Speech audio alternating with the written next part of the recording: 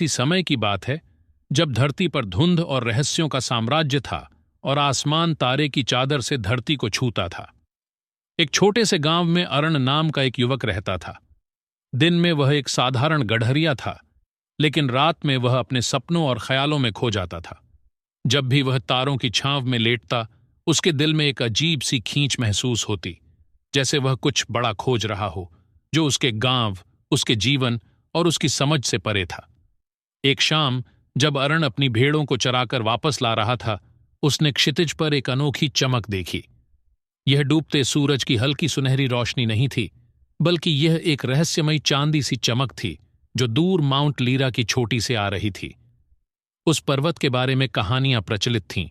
कहा जाता था कि उसकी चोटी पर एक पवित्र मंदिर है जहां देवताओं और मनुष्यों के बीच की दूरी मिट जाती है। ऐसा भी कहा जाता था कि जो कोई उस मंदिर तक पहुंचता है, उसे अपने जीवन के गहरे प्रश्नों के उत्तर मिलते हैं। अरण का दिल इस रोशनी की ओर खींचने लगा। वह जानता था कि उसे वहां जाना है। उसने गांव के बुजुर्ग से इस बारे में बात की। वह बुजुर्ग, जो वर्षों का अनुभव और ज्ञान रखता था, ने कहा, यह रास्ता आसान नहीं है अरण। यह सिर्फ पहाड़ चढ़ने का नहीं, बल्कि आत्मा की परीक्षा का मार्ग है। लेकिन अरण का निश्चय अटल था।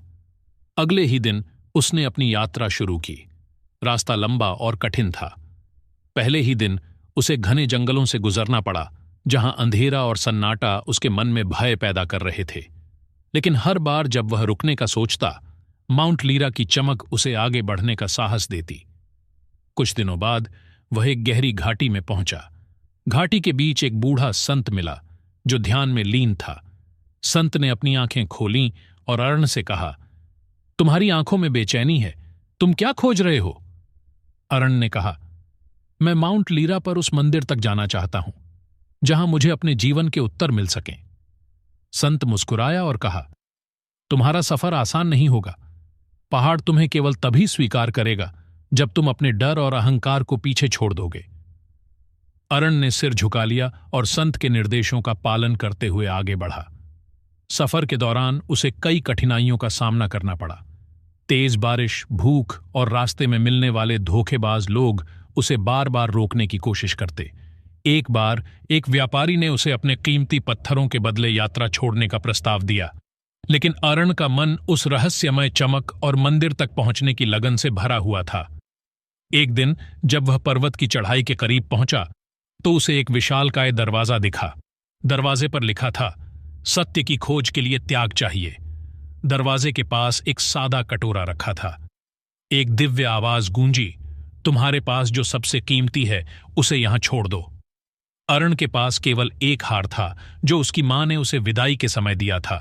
वह इसे अपने जीवन की सबसे बड़ी धरोहर मानता था, लेकिन उसने महसूस किया कि यह त्याग ही उसकी परीक्षा थी।